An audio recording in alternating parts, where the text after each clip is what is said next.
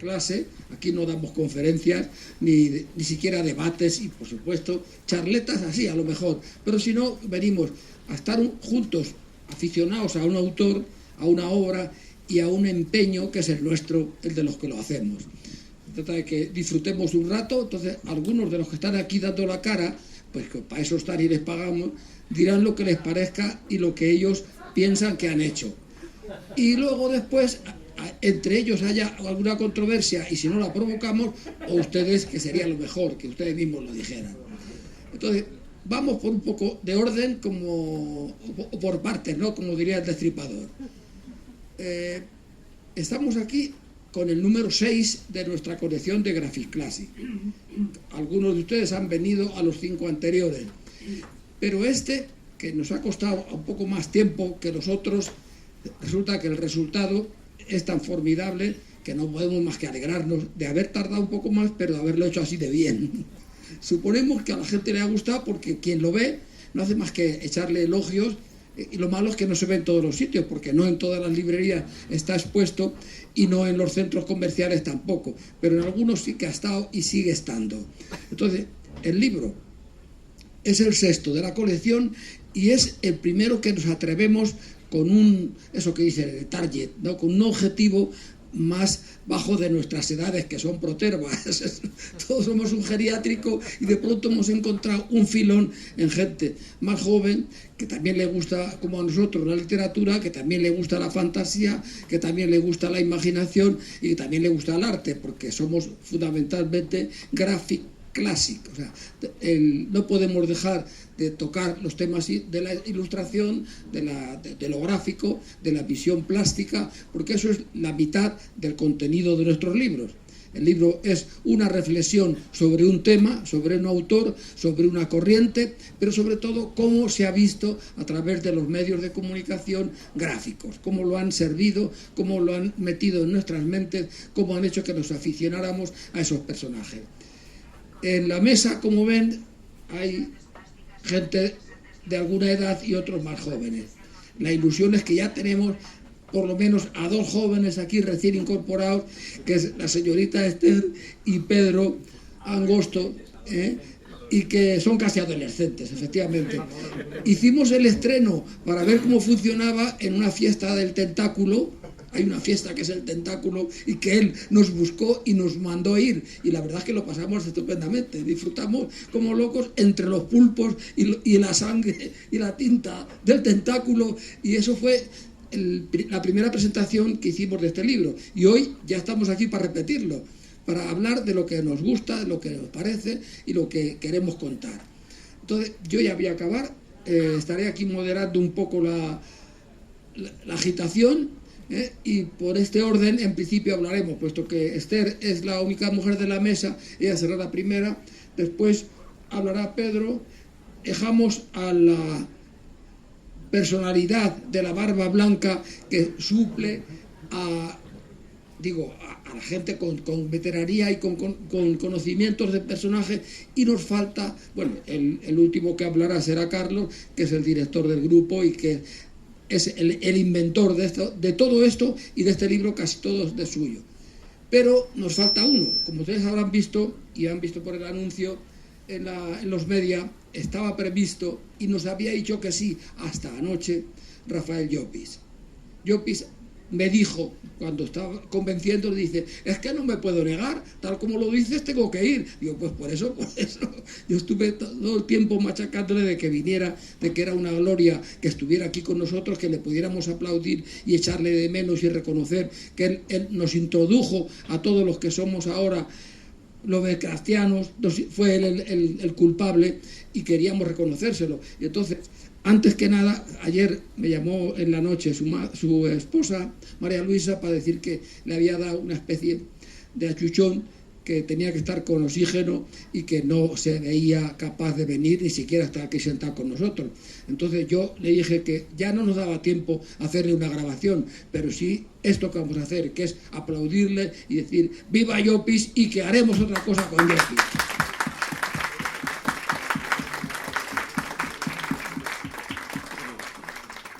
Entonces, doña Esther, tiene usted la palabra. Bueno, muy buenas tardes. Yo comienzo mi intervención expresando mi gratitud a cada uno de ustedes, de vosotros, criaturas perversas y ciertamente depravadas, ya que estáis aquí respondiendo a la llamada de las profundidades este día de precepto. A Luis Conde por invitarme a formar parte de la familia Graphic Classic, glosando dos textos formidables de Lovecraft, como son En las montañas de la locura y La sombra de Innsmouth. A Carlos, a Pedro y especialmente a Francisco Torres Oliver. Como muchos de ustedes, yo habito Drácula, Frankenstein y tantos otros libros seminales a través de las traducciones suyas. Junto con la creación literaria, me parece que la traducción es la experiencia más radical que puede darse en y con una lengua.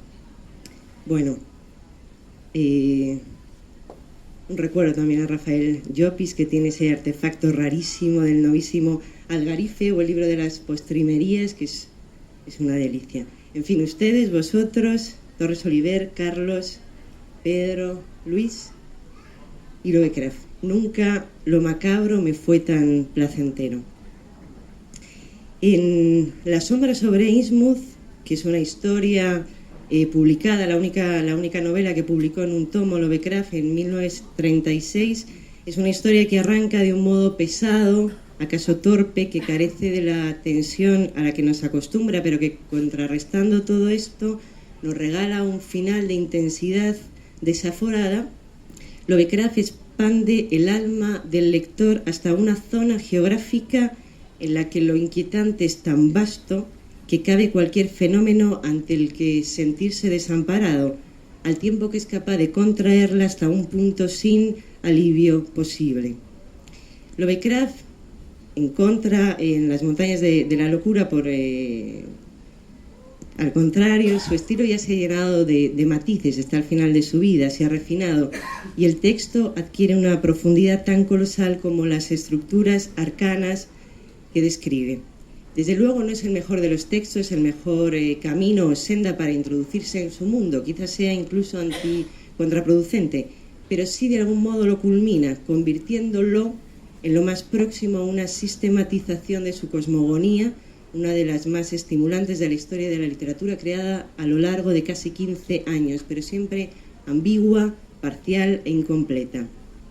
Un herbario, un pequeño catálogo de su universo en Las montañas de la locura, y un homenaje también a Poe, a esa onírica, hermosísima, poética, compleja, inacabada obra que son Las aventuras de Sir Arthur Gordon Pym. Bueno, supongo que no le descubriré nada nuevo con lo que quisiera decir, pero no puedo por menos que intentarlo. Lovecraft es uno de esos escritores que se inoculan como morfina en vena. Uno se vuelve adicto a él. Uno no puede dejar de leerlo con ansiedad, con golosinería, con una entrega absoluta. A pesar de que no escriba bien, a pesar de que su estilo por momentos sea farragoso y sucio, a pesar de que sus estructuras se repitan, de esa querencia a lo amanerado, al exceso, a lo barroco, a esas historias que incluso parecen boicotearse a sí mismas. A pesar de todo eso, el lector se compromete, una vez leído cualquier libro, cualquier relato de Lovecraft, para siempre. Algo tiene que ver con esa obsesión que provoca en el lector el hecho de que su obra se retroalimenta. Para saber más acerca del mundo que crea, una cosmogonía llena de matices, exuberante, aterradora, lo único que puede hacerse es seguir leyéndolo, seguir leyendo relatos o novelas que a su vez ensanchan un territorio sin límites, embarazado de referencias internas, en las que el lector, a medida que lee, se mueve cada vez más inquieto y con más sed. Como comento en uno de los artículos incluidos en el homenaje, la idea de Burke, de ese filósofo inglés del 18, acerca de lo sublime en tanto que magnitud del peligro, entronca directamente con la concepción del horror en la que persevera Lovecraft en su narrativa. Lo sublime es terrorífico porque no deja de ser un emisario del rey de los terrores, la muerte, y a partir de ahí opera, colocando al lector en un territorio nunca neutro, sino presidido por una amenaza constante. Lovecraft construye un lugar, una geografía, un sitio en el que nadie está a salvo, ni siquiera cuando el peligro, que es siempre lábil, parece haber sido cauterizado. Lovecraft es capaz de condenar al vilo la tranquilidad del lector, de manera que no le queda otra más que volcar su alma hacia adentro y de concentrar sus fuerzas para no ser él la próxima víctima.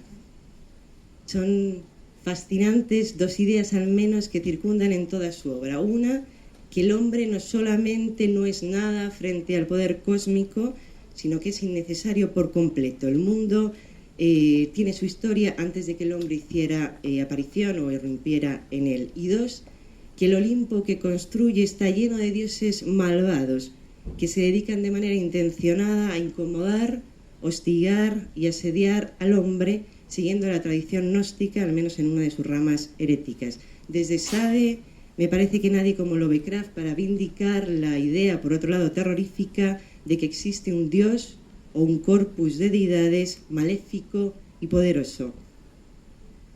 Y a ello se une su concepción del horror, que no se define simplemente por la presencia de lo mortuorio, de lo sombrío, de lo macabro, de lo sangriento, sino por la persistencia de una atmósfera de miedo en la que discurre el relato. De modo que el horror no es tanto, aunque también, una narración literaria que al presentar elementos espeluznantes instan al temor por la mera integridad física, como una fenomenalización de dicha atmósfera que genere en el lector una mezcla de ansiedad, atracción y temor a lo ignoto y al más allá, a la manifestación de fuerzas desconocidas y primitivas que representan una maligna violación de las leyes de la naturaleza. Al manifestarse el horror como una experiencia de miedo a lo desconocido, será inherente a este la imposibilidad de lograr una representación realista del objeto del horror, el cual por su propia naturaleza permanecerá velado. Por tanto, el objeto del horror en los cuentos de Lovecraft se sitúa siempre en el terreno de lo innombrable y de lo informe, generando en quien lee una dinámica obscena de atracción y repulsión. Y aquello a lo que no se le puede poner palabra, aquello que no tiene un contorno definido, una forma reconocible, es infinitamente más desasosegante que el trazo conocido. Todos los monstruos de Lovecraft, el lector los presiente, como la princesa presiente el guisante y como el mito de Eurídice, cuando el lector se va a girar para ver el monstruo ya ha desaparecido. Pero bueno, me parece que cedo la palabra a los otros prelados del horror, que son quienes también tienen que oficiar. En cualquier caso, muchísimas gracias por su escucha.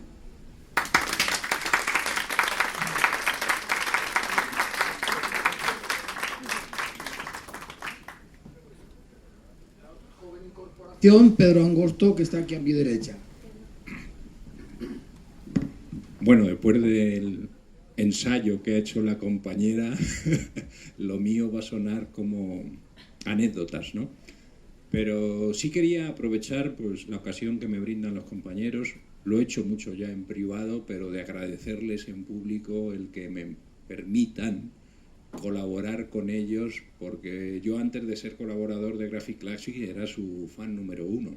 Me parece que pues, el trabajo de crítica literaria y también artística, como ha destacado Luis, que se está haciendo, no tiene parangón, y que el diseño de los volúmenes también pues es casi un objeto de arte, ¿no? Si me ofrecieran unirme a la tabla redonda o a los Vengadores, no estaría yo más orgulloso que estando en esta casa, ¿no? Lo segundo, voy a mirar que tengo una chuletita y ya se me está olvidando todo. No, quería decir que yo llegué quizá tarde o seguramente tarde a estos grandes clásicos de la literatura, ¿no? Y he pasado la vida leyendo cómics, y cuando he tenido un poco de tiempo pues ya me he puesto con estos que estaban ahí esperando la ocasión, ¿no?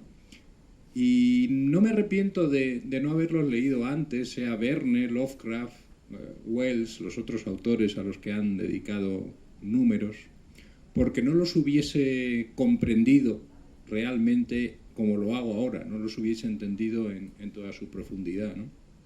En ese sentido, pues este tipo de publicaciones en donde cada colaborador, y somos 40 o más en cada número, se ocupa de un aspecto distinto de la obra, pues es fundamental a la hora de ver hasta dónde alcanza una obra, una escritura, ¿no? Por ponerles un ejemplo para que entiendan la importancia de la interpretación de los textos. Vivimos en un mundo que está mayormente definido por un libro o una colección de libros, como es la Biblia, y su interpretación o interpretaciones, ¿no? Entonces, saber qué quiere decir realmente el autor es verdaderamente importante, ¿no? Y con estos autores, algunos de ellos, ¿no? Por ejemplo, tenemos el caso de Verne. Normalmente se suele decir, bueno, eso es literatura juvenil, ¿no? Y en la mente de la mayoría de las personas así sigue, ¿no? También ocurre con Lovecraft, ¿no?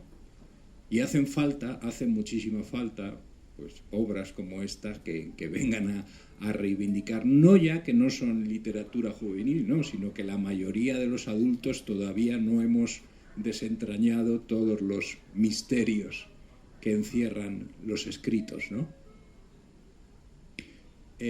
Hablando de la parte que me ha tocado a mí de Lovecraft, pues lo he realizado realmente encantado, porque es una parte de su obra, el ciclo onírico, de la que menos se habla. Normalmente se habla más de los mitos de Cthulhu con sus dioses, pero este es un autor, lo dicen muchos de los colaboradores, poliédrico, que tiene al lado del materialismo y el terror y no somos nada, sí existe en su obra esta búsqueda espiritual hasta cierto punto, ¿no?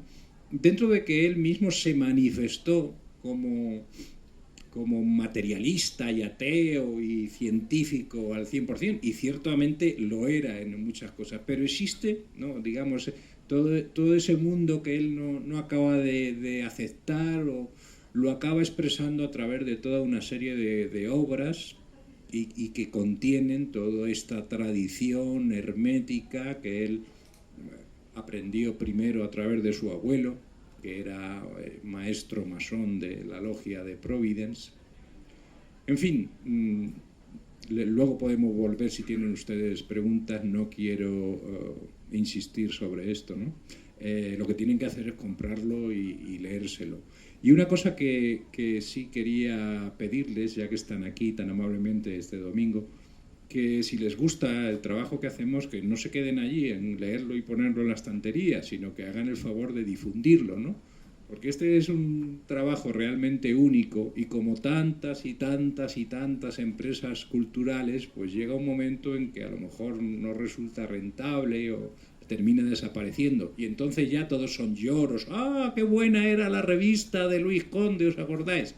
Bueno, pues antes de que pase eso, tómense un poco la molestia de difundirnos, ¿no? Que es en el mundo en que vivimos ahora, de redes sociales y demás, es muy fácil y nos va a ayudar. Quería comentar, he estado revisando un poco el número, pues destacar algunas colaboraciones como la de, bueno, los 3 grandes artículos que hay de Llopis, ya que estoy yo aquí ocupando su lugar. Son grandes estudios sobre el Lovecraft, su personalidad desde un punto de vista psiquiátrico,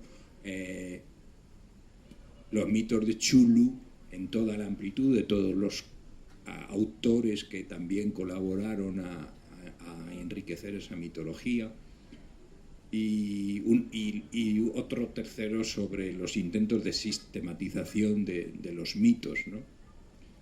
Luego ha colaborado también el editor Paco Arellano, investigando las posibles relaciones de Lovecraft con algunos personajes del mundo ocultista. Por ahí tenemos a Franje Rubio, que escribe sobre Lovecraft y la filosofía, los diferentes autores que lo influyeron en esa visión, no siempre con esa que él tenía del mundo, ¿no? Está Inés Mendoza por ahí, que es una colaboradora habitual y que escribe sobre fundamental influencia de Lord Dunsany, un escritor de fantasía, en Lovecraft. Luis Alberto de Cuenca, por supuesto, pues nos habla del Lovecraft poeta, y pueden encontrar, que me perdonen el resto de colaboradores, somos tantos por no aprenderme su nombre uno por uno, pero pueden encontrar artículos sobre los distintos temas y motivos en la obra de Lovecraft, por supuesto, todos los personajes humanos de su obra, los dioses completamente clasificados, ilustrados por Carlos Uriondo, que en todos los números pues hace unas grandes colaboraciones, pero yo creo que en este pues se sale, ¿no?, ilustrando todos esos grandes dioses y personajes. Yo no quiero dejar de destacar toda la parte gráfica que lleva más Luis, los artículos sobre cómics, los diferentes ilustradores que recopila Carlos, y los artículos de cine. En este hay también la influencia de Lovecraft en los juegos de rol, en los juegos de ordenador, un objeto multimedia, ¿no? Y para terminar ya, pues únicamente decirles que, como yo sé con seguridad que algún material no ha cabido ya en el tomo, espero que si las ventas acompañan y con su ayuda podamos hacer un segundo volumen, como en el caso de Verne, e incluir a mucha gente, muchos colaboradores y muchos posibles amigos que se han quedado fuera en esta ocasión. Nada más. Cuento con ustedes.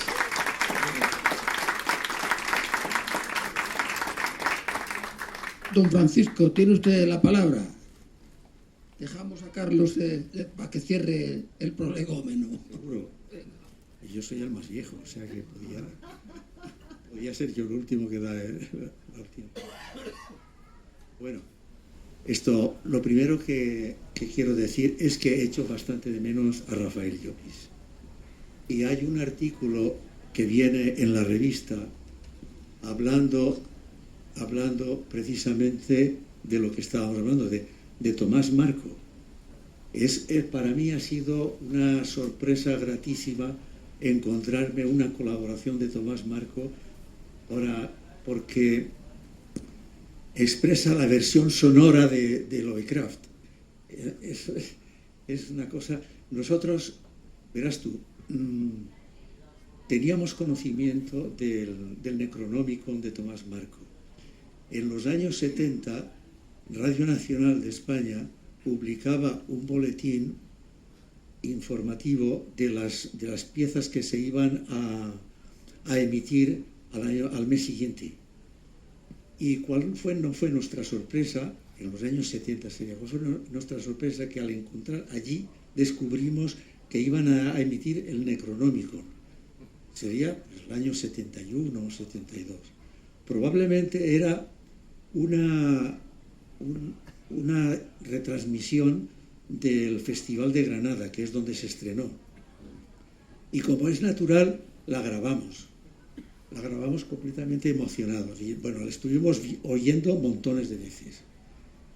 Y por aquel tiempo habíamos publicado ya, hacía poco, las aventuras oníricas de Randolph Carter. Bueno, me habría gustado que hubiese estado él aquí para comentarlo, precisamente. En fin, yo lo que quería decir, aparte de eso, es que la revista me ha gustado muchísimo.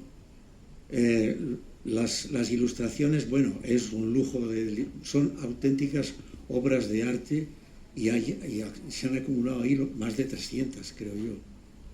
Algunas de ellas, como de Carlos Uriondo, pues me han gustado muchísimo, muchísimo. Bueno, de Carlos Uriondo me ha gustado además un artículo que escribe él, que es El espejo oscuro de HPL. Ahí apunta una cosa en la que yo no había caído en la cuenta, y es la influencia del gnosticismo en Lovecraft. Y es verdad que en la época de Lovecraft el gnosticismo está de moda en Nueva York, precisamente. O sea, el gnosticismo es bastante anterior. Bueno, hablamos del gnosticismo moderno, evidentemente, no de la herejía del siglo II, ¿no? Sino que es una herejía, por así decir, bueno, es un sincretismo que aparece en ese tiempo. Y es verdad también que lo que dice Guillem Díez, que es precisamente en el artículo suyo sobre la llamada de Cthulhu, que hay, digamos, es no el gnosticismo, sino la teosofía. Y además Lovecraft lo que hace es citarlo varias veces, la teosofía. Y de ahí la teosofía influye en él, pero no el contenido, sino el método que tiene, que es precisamente estas doctrinas lo que hacen es pensar que la perfección o alcanzar, digamos, o sea, remontarse hasta el seno del Ser Supremo es a través de distintas ciencias o sea, por separado, y entonces se juntan los hallazgos de las distintas ciencias para unificar todo el pensamiento. Esta es la idea que tiene él precisamente en la llamada de Cthulhu. Bueno, y nada más. Bueno, quería también hacer un breve comentario a la duda que tiene Tomás Marco sobre si Necronomicon se acentúa o no se acentúa. Él tiene dudas porque primero no lo acentúa y luego lo acentúa. Entonces, Rafael Llopis siempre ha tomado la palabra esa como esdrújula, y yo desde luego también. Y pienso que, bueno, cada uno pensará de una manera y opinará, tendrá su opinión y aplicará lo que él considera oportuno. Pero yo pienso que Necronomicon, al ser una palabra no castellana, en realidad no debería llevar acento ortográfico. Esto, lo que quiero decir es que tanto si es esdrújula, que tendría que llevar el acento sobre la segunda O, como si es aguda en la tercera, pues no debería llevar. Simplemente tendría que estar sin acento. Pero en fin, esa es mi opinión. Bueno, no tengo nada más que añadir.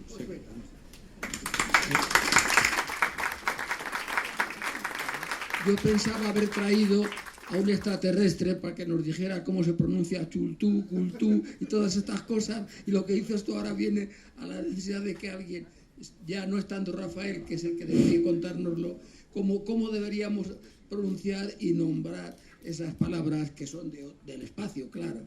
Pues ahora Carlos contará nuestras fatigas y nuestros contentos de un año de trabajo para sacar esto. Muy buenas tardes a todos y muchísimas gracias por venir.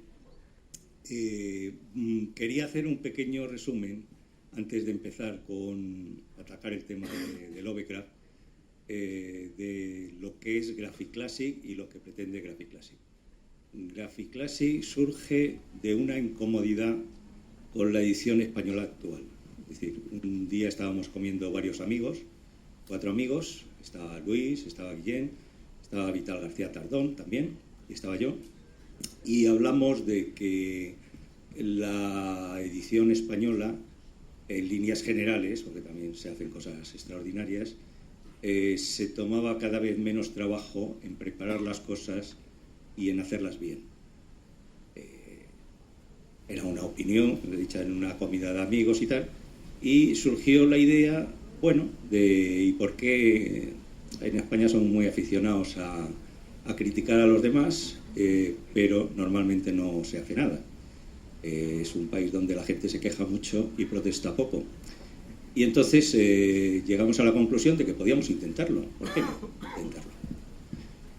Entonces empezamos una aventura en la que llevamos 6 años, con todo tipo de cosas que nos han pasado y nos han sucedido. Podría escribir un libro entero. Y empezamos con Moby Dick. Cosa curiosa, Moby Dick, ahora hemos recibido un correo de Cuadernos de Literatura Infantil y Juvenil pidiéndonos, porque iban a hacer un extraordinario sobre Moby Dick, porque es un aniversario, pidiéndonos que hiciéramos un artículo, cuando yo pensaba ya que el Moby Dick que habíamos hecho nosotros, prácticamente ya no se acordaba nadie. Y parece ser que sí que hay gente que se acuerda todavía. Empezamos con Moby Dick, continuamos con La Isla del Tesoro, luego dedicamos 2 números a Verne, después atacamos a H.G. Wells y por último hemos llegado a Lovecraft. ¿Qué pretende Graphic Classic? Bueno, Graphic Classic en realidad lo que pretende es unir 2 cosas que hasta ahora han estado separadas, que es todo lo que sería un análisis y crítica literaria, unirlo al tema de la imagen, la ilustración, el cine, el cómic, es decir, toda la espuma de imágenes que han ido dejando las grandes obras a lo largo del tiempo. Y en este caso también, en el caso de Lovecraft, también la música, porque muchas veces hemos adolecido de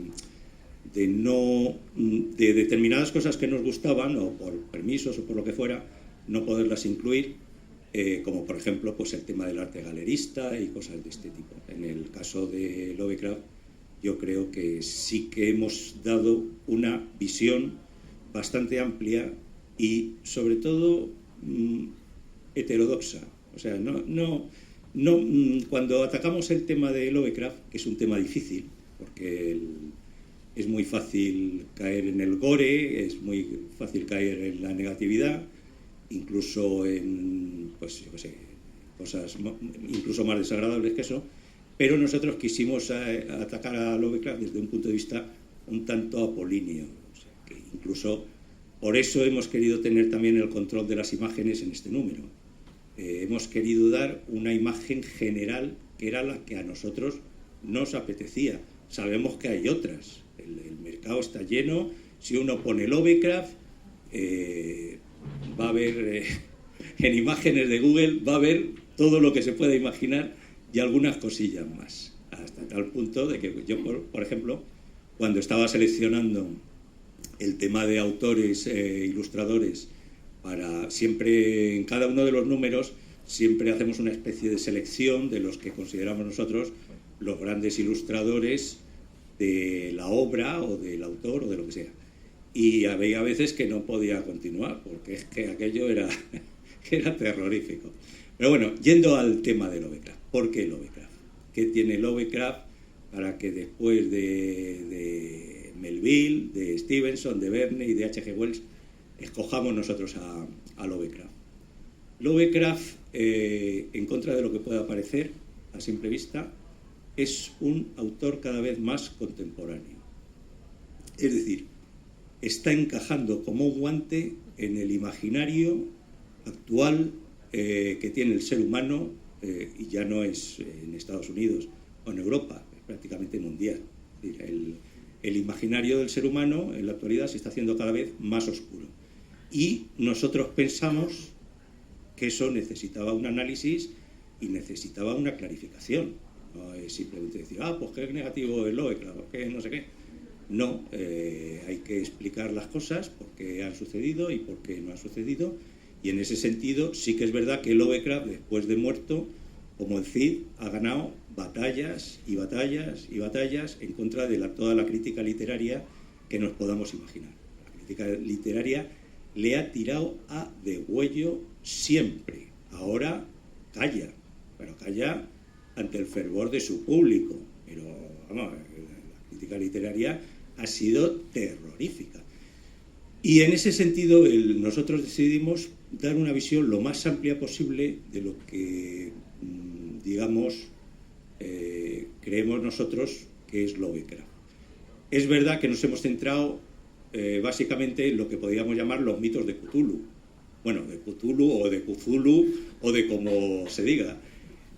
porque ya dijo él que era un idioma extraterrestre y que eso no se podía pronunciar con una garganta humana. Pero bueno, en esencia nos hemos centrado en 4 puntos. Normalmente nosotros en los libros los dividimos en 3 partes. Una se dedica al autor, otra se dedica a la obra y luego una tercera parte se dedica a lo que sería todo el tema de la espuma en imágenes que ha ido generando la obra en cuestión. Y luego tenemos una cosa muy bonita que se llama post-scriptum, al final, que salen todo tipo de curiosidades y de cosas realmente interesantes sobre lo que estamos tratando. En este caso, nosotros hemos añadido una cosita más. O sea, en el tema de la obra hemos metido lo que podíamos denominar los 13 mitos de Cthulhu canónicos.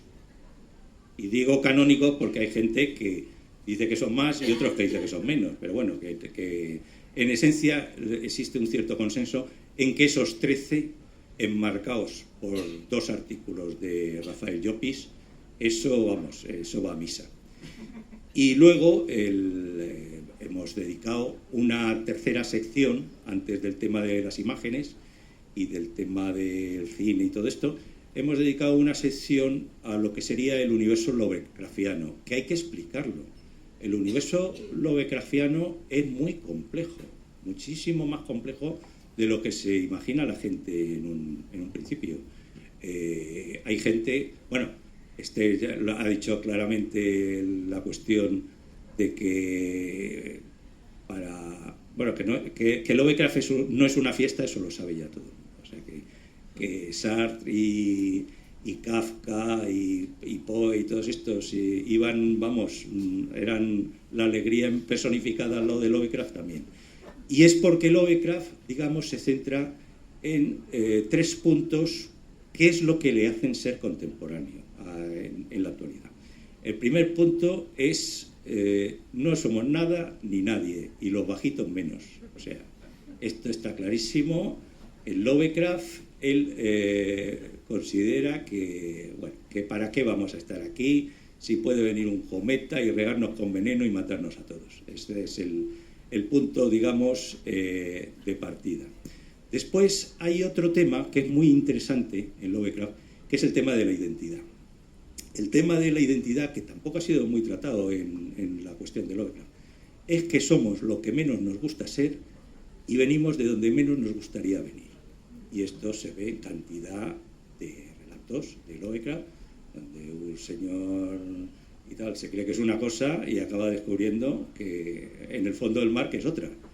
Entonces, en ese sentido, ese segundo punto, digamos, en la época actual en que la identidad del ser humano está en cuestión, esto yo creo que salta a la vista, es muy importante. Pero hay un tercer punto, y es que, y esto también, el que entre en Internet, está trufado todo de Internet de este punto, y no directamente relacionado con Lovecraft, sino independientemente de él. En Internet pues se puede encontrar fácilmente que estamos siendo dominados y controlados por otras razas estelares que cohabitan con nosotros en una dimensión paralela y que nos utilizan como una serie de vacas. Bueno, esto, el que esté interesado en estos temas, pues, y en el tema de los reptilianos y demás historias, no tiene más que meterse en Internet y se va a despachar a gusto. Entonces, todas esas 3 cosas de que no somos nada, estamos dominados y ojalá estuviéramos muertos, a la gente parece que le ha gustado, que le ha calado, por lo menos en la época actual. Y entonces, en ese sentido, lo que tenemos es que buscar el origen de todo eso. El origen de todo eso estaba en un sitio donde menos nos podemos imaginar. Está en el subconsciente, está en el sueño, en los sueños de Lovecraft.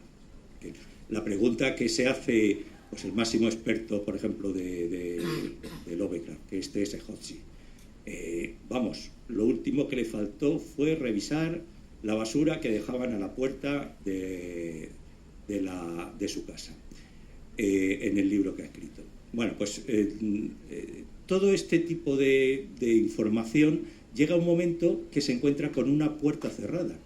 que es que ¿de dónde coño sacaba este tío todo esto? Y la respuesta es fácil.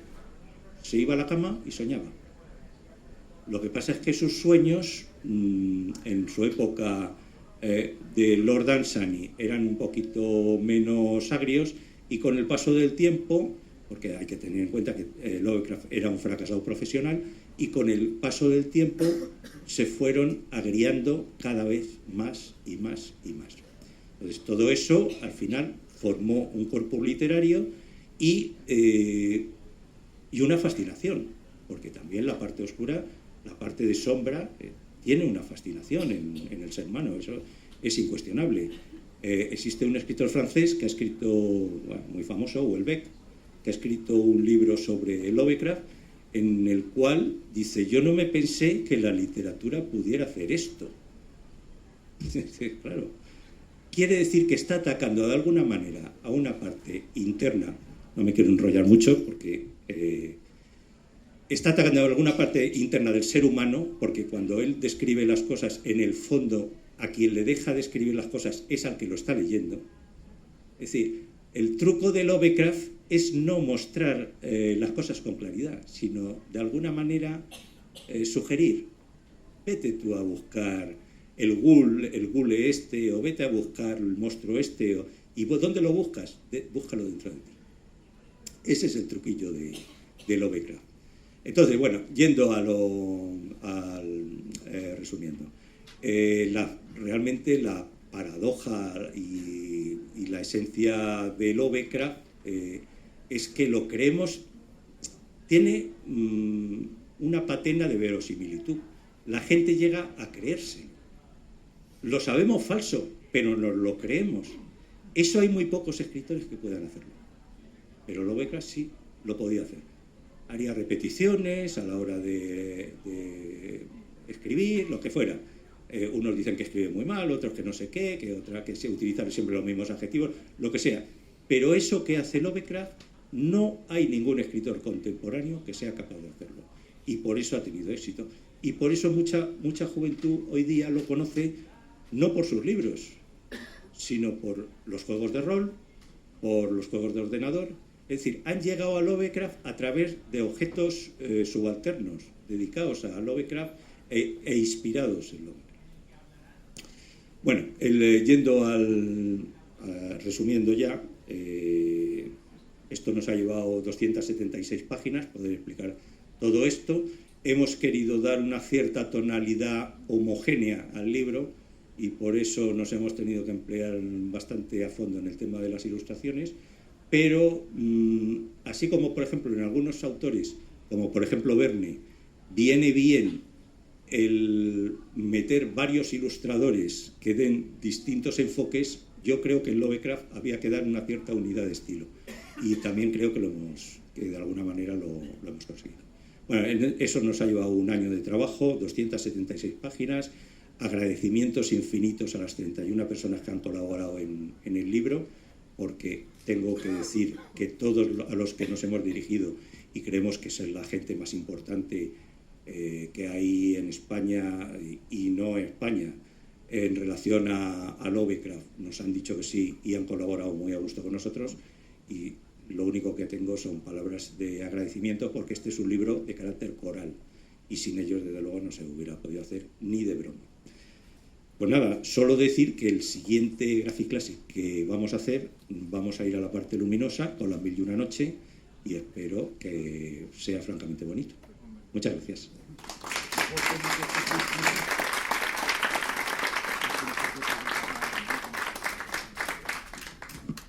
Para los que no han ojeado el libro, no lo han visto, y como Rafael no ha podido venir, tenemos que contar con los años que tiene y en las que está, que nos ha escrito un texto. O sea, que este libro tiene uno de los últimos textos escritos por Rafael, hecho para nosotros, y además con toda la desfachatez y tranquilidad. Dice, sí, yo os escribo una cosa, y nos sigue un folio que ahí tenemos enmarcado con trama de color para advertir a los seguidores de Rafael de que quizá el último artículo que hay es ese, hecho para nosotros. Por eso, otra vez yo voy a pedir para él un aplauso y unos gritos de ¡Viva Rafael, viva Rafael!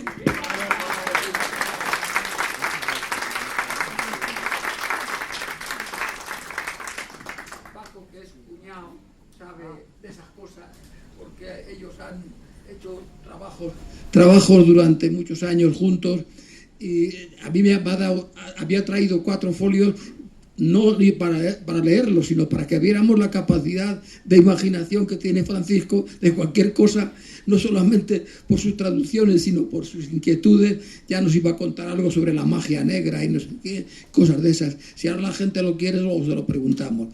Pero antes hacemos una barrida del que quiera participar y quiera decir algo, pues le llevo el micro y lo decís. En primer lugar, felicitaros a Graphic Classics porque creo que tenéis unos libros que son una absoluta maravilla, lo digo como lector. Son unos libros que es que da gusto verlos desde la primera página a la última. Sobre Lovecraft, pues no sé si es una pregunta o una reflexión o qué, pero en los últimos días, y casi por pura casualidad, he descubierto que Lovecraft ha entrado ya en el índice de autores aborrecidos por el mundo académico americano por su racismo, su xenofobia y todas estas cosas que pasan ahora. Con lo cual, el libro vuestro adquiere un rasgo nuevo, ¿no? Que es un rasgo de resistencia, ¿no? Mientras en la Academia Americana están machacando a Lovecraft por todas estas cosas, aparece aquí un libro reivindicándolo. ¿Cómo pensáis que le pueden afectar, o si le pueden afectar realmente este tipo de ataques sobre su supuesta personalidad o supuestas creencias? Gracias.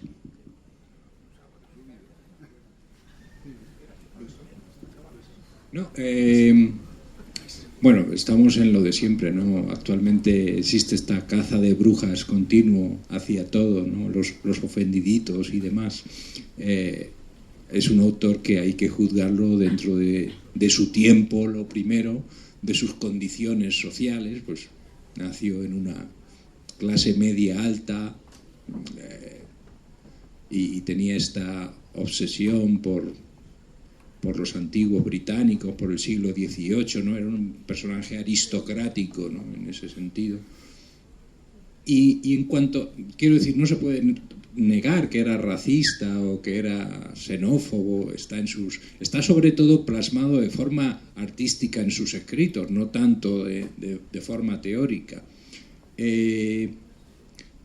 Como con todo, hay que trabajar las cosas y hay que leer al autor. Yo recomendaría leer la obra de Lovecraft por completo y de manera cronológica, porque leerlos, que es muy cómodo, pero lo hacemos todos, leer los distintos relatos solo da una visión parcial, ¿no? Y el otro día hicieron unos compañeros, Alberto López y otros amigos, una mesa redonda, intentando sacar a la luz esta nueva caza de brujas sobre Lovecraft y otros autores, ¿no? Y la conclusión fue que, bueno, lo primero que no debemos entender que alguien que nos gusta estéticamente, ¿no? Que nos seducen sus mundos y su fantasía, pues tenga una mentalidad del siglo XXI, ¿no? Tal y como la tenemos hoy en día, con todo lo que es políticamente correcto. Pero sobre todo que concluíamos que de Lovecraft hay como una excesiva información. Es como si hubiesen guardado todo lo que nosotros ponemos en Facebook, ¿no? Lovecraft tenía esta inmensa correspondencia con todos sus compañeros y amigos, y casi todo se conserva, con lo cual, pues, cualquier cosa que pase por su cabeza está ahí, ¿no? Y es de ese sitio de donde proviene la mayoría de las polémicas sobre su pensamiento, ¿no? En realidad, si uno ve la obra, pues esas cosas forman parte de la obra, pero como forman parte de todos los autores, o la mayoría de autores que hubiese en ese momento histórico. Yo tengo poco que decir. Lo único que lo mejor que le puede pasar a un libro es que lo prohíban. Eso es maravilloso. De manera que...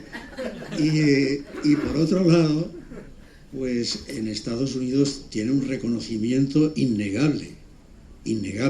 Es que hay incluso, qué sé yo, recuerdos hay un fetichismo de Lovecraft. Yo creo que un botón de la camisa de Lovecraft valdría ahora en Estados Unidos una barbaridad. Y no digamos ya en Providence, en Nueva Inglaterra. Eso ya es algo, es besando el suelo incluso. Y por otro lado, también es verdad que el mundo académico pues tiene un rechazo, digamos, porque la obra de Lovecraft está escrita de una manera un poco defectuosa, por así decir. Hay una hinchazón de adjetivos, hay unas frases muy largas, hay una machaconería a veces muy grande, se vuelve aburrido en ocasiones, hay un desequilibrio en sus relatos. Bueno, eso, digamos que desde el punto de vista de la perspectiva literaria, por así llamarlo, pues naturalmente eso produce un rechazo en las aulas. Pero otra cosa es el contenido de eso. Y hay muchos ejemplos en la historia de la literatura que libros que son defectuosos pues han tenido una repercusión tremenda. Entre ellos, sobre todo, la originalidad. Es decir, cuando un autor escribe sobre una cosa y crea, digamos, un mundo, una sustancia, eso es algo que está ya por encima de los estilos y por encima de las perceptivas. Eso le pasa, por ejemplo, a Walpole con el Castillo de Otranto, pongo por caso, ¿no? En fin, y en literatura más moderna, pues está ocurriendo con el realismo fantástico, ha ocurrido lo mismo. De manera que están, digamos, los académicos, los que siguen, digamos, la pauta de las tradiciones universales de la literatura, y otros que miran más el contenido de eso. Yo creo que el misterio o la contradicción que puede encontrarse debe de ser. ¿Alguien más quiere participar? Espera un poco. Entrábamos en el tema de lo políticamente correcto, que es un tema muy bonito. En un país han prohibido explicarle a los niños Caperucita Roja. Por ese camino, bueno, vamos a prohibir la Biblia también, porque claro, cuando Yahvé dice anatema y le ordena al pueblo de Israel matar a hombres, mujeres, ancianos y niños, pues también lo vamos a prohibir, porque es que no es políticamente correcto. Y así, a la estupidez puede llegar a decir que Lovecraft era un racista empedernido y que creía que el Imperio Británico no se debía de haber ido nunca de Estados Unidos. Eso lo sabe todo el mundo. Pero bueno, yo también tengo un tío que piensa así más o menos en el piso de arriba y no escribe como Lovecraft. O sea, entonces, bueno.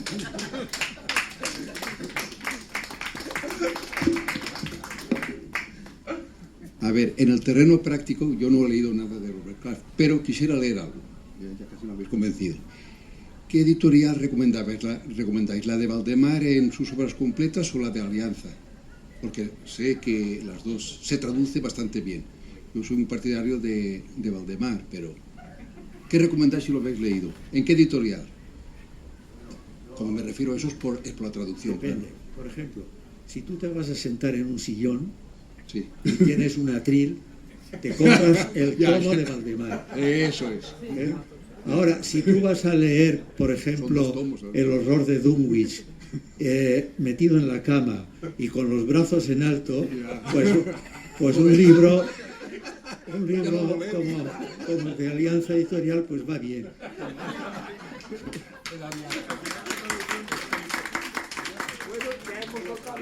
Ahora podemos animarnos a preguntar más. ¿Pensáis que el éxito que está teniendo en este tiempo la obra de este autor es por su vinculación a una especie de pesimismo antropológico que se respira en la calle y que afecta no solamente en nuestro país, sino es generalizado a cualquier parte del mundo en que vas ahora?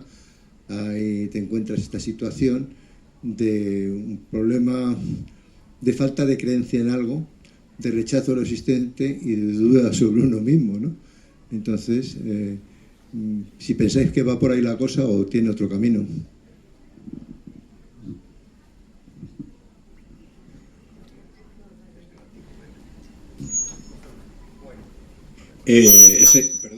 Ese tema lo ha tratado ya un poco Carlos, ¿no? Yo creo que sí hay mucho de eso, ¿no? Porque yo que trabajo o me siento más atraído hacia el Lovecraft fantástico, onírico, influenciado por Danzani, muy cercano, como intento apuntar en mi artículo, a Tolkien, que es quizá mi autor favorito, el que más he conocido y trabajado, pues me encuentro que hay ciertas personas que cogen a Lovecraft y parece que lo que más les atrae de él es esa cosa de no hay sentido, no somos nadie, el Dios, leo el Necronomicon y me vuelvo loco, Lovecraft era ateo, Lovecraft era materialista, Bueno, la primera pregunta que me hago es ¿cómo puede alguien materialista pasarse la vida escribiendo relatos donde el protagonista es él, viviendo experiencias místicas, viajes astrales, revelaciones pseudo-religiosas, etcétera, ¿no? Es una clase muy extraña de materialista, ¿no? Entonces, insisto, aunque quede pesado, este tipo de libros, esta serie de Graphic Classics, es fundamental a la hora de descifrar qué quiere decir realmente un relato, un autor, una obra, aún en contra de las propias manifestaciones que haya hecho el autor, porque el autor no ha firmado ningún contrato para, en la correspondencia con el fan número 7, revelar todo el contenido de su obra. Si las obras se pudieran revelar por correspondencia, no existía la literatura, no existía la fantasía, ¿no? Yo voy a suscitar a un autor que está aquí con nosotros y que le hemos repescado para este libro por una casualidad, porque yo fui a una conferencia que anunciaban él y Arellano hablar sobre Lovecraft y dije, yo ahí encuentro filón, seguro que hay un par de autores, me los cojo, y efectivamente los cogí a los dos y les voy a pedir que hable de lo que les parezca de nuestro libro y sobre todo si encuentra que este clima nos puede ayudar a que sigamos haciendo más cosas juntos. Franje. Rubio, muchas gracias. Se apaga.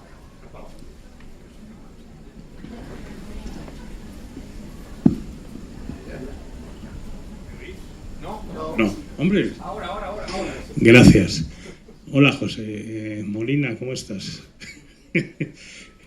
Muchas gracias a Graphic Classic por este excelente volumen. Muchas gracias a vuestras intervenciones que me han parecido... Pues bueno, estoy de acuerdo prácticamente con todo lo que habéis dicho. Ayer estuve yo en una mesa redonda sobre la nigromancia en Grecia y Roma y que la daba yo, la había organizado yo. Entonces, bueno, todo este tema del incidir en que Lovecraft era una especie de existencialista, a mí me parece una pérdida de tiempo. Lovecraft era un señor materialista que negaba o reprimía algo que volvía a través de su literatura en forma de arquetipos, y sobre este tema, pues quien lo ha dicho prácticamente todo es Rafael Llopis. La muerte para Jenofonte era, el sueño era para Jenofonte el estado mortal más similar al de la muerte. Es decir, Lovecraft es un explorador de la muerte, es un explorador del más allá. Todos sus sueños vienen de ahí, del Hades. Y bueno, el Hades es un lugar complejo. Eneas baja al Hades y hay un momento en que atraviesa los infiernos y llega a los Campos Elíseos. Ulises desciende al Hades y se encuentra pues a su madre, a un adivino, al modo de regresar a Ítaca, le guía a Circe, con el que tiene un hijo que le acabará matando con la espina de una mantarraya. Es decir, Lovecraft es fundamentalmente un profeta de la muerte, es un viajero en el libro de las postrimerías de Rafael Llopis. Creo que es donde mejor se expone realmente lo que es Lovecraft, sobre todo este descenso ad inferos iniciático, es decir, el hombre es nada, sí, es antes de la iniciación nada, pero luego lo será todo porque asimilará en un trayecto laberíntico, asimilará una serie de conocimientos a través de estados de conciencia y llegará a una iluminación. De esa iluminación, obviamente, pues tampoco se hablaba en el Eleusis. Muchas gracias.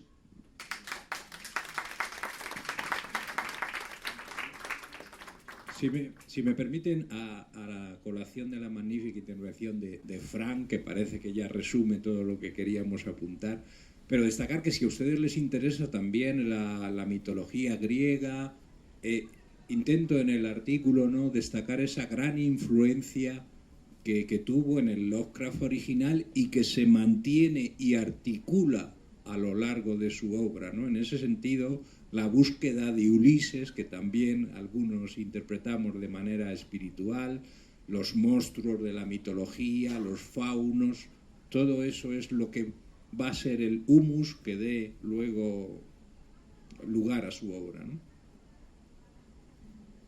Bueno, pues nosotros no tenemos mucho más que decir si no nos preguntan, y si no quieren participar, les citamos para cuando tengamos el número siguiente, que ya, como ha dicho Carlos, es sobre las 1001 noches. A lo mejor va a ser más de una noche, a lo mejor son algunas noches más, pero bueno, nos centraremos en esa obra porque salirnos un poco del mundo anglosajón y tocar otros territorios. Muchas gracias por venir y el libro está a su disposición donde lo puedan encontrar. Gracias.